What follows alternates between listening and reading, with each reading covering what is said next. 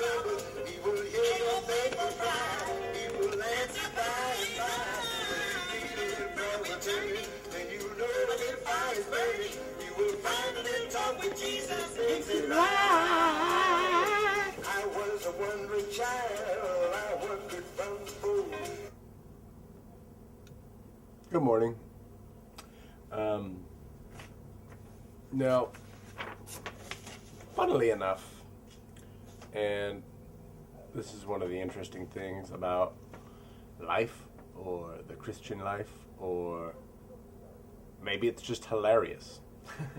But I've found that God will have to, or simply will, or because he does means he has to, or means that we have to, he will teach the same lessons repeatedly. Not necessarily like right in a row, maybe he will, if you don't get the point. I know that has happened to me. And funnily enough, my devotion this morning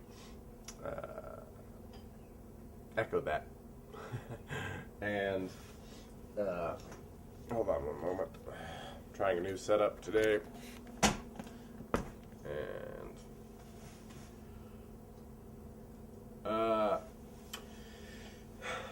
So today, I got a piece of that same verse that I was dealing with the other day.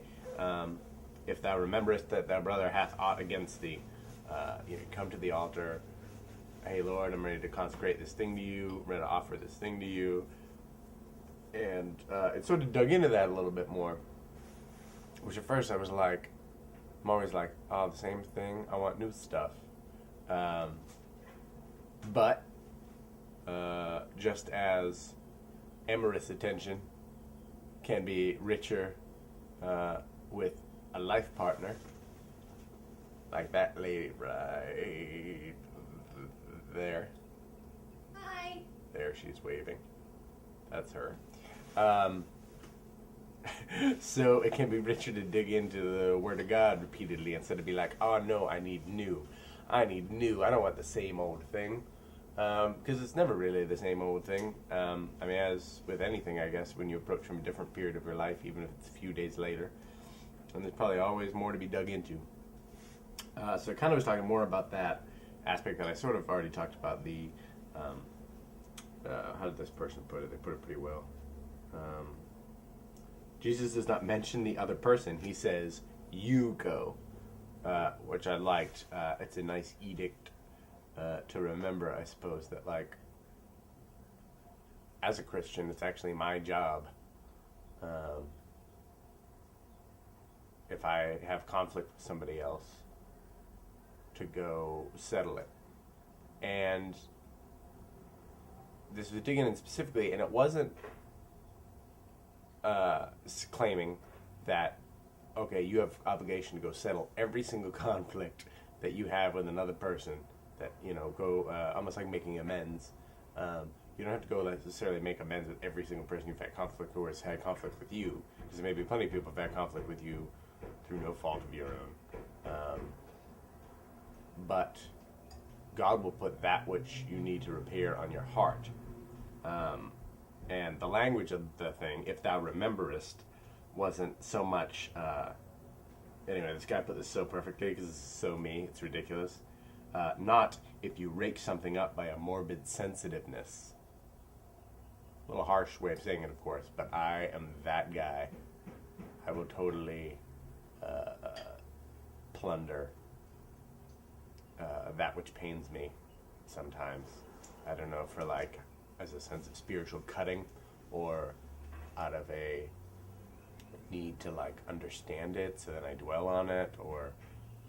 But either way, it's not about surrendering it to him. And it's not really all that helpful.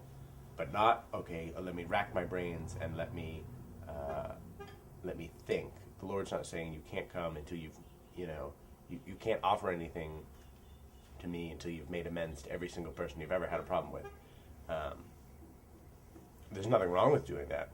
That is actually just a really, I think, can be a blessed undertaking. No doubt about that. But that's not what he's saying here. he's saying kind of what will be brought to your conscious mind by the Spirit of God, which is something I've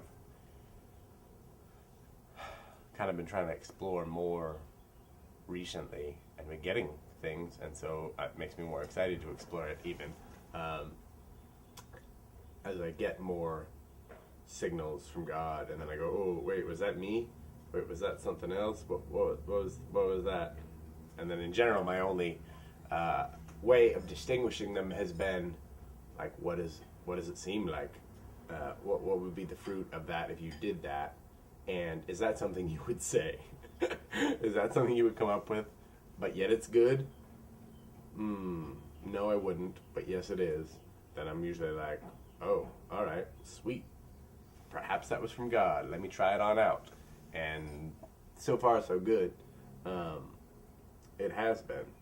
So one of the awesome things about having the Spirit of God within you is that really He'll actually aid in rectifying your life logistically, not only just like in the truly eternal cosmic sense, but just logistically and temporally.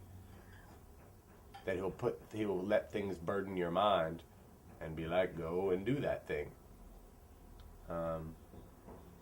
So I don't know, my prayer this morning was really just about that He might be there for me in that way, that I might not miss any opportunity I guess I have right now. I'm kind of full of that sense to repair any bridges I've burned or that have been burned before me that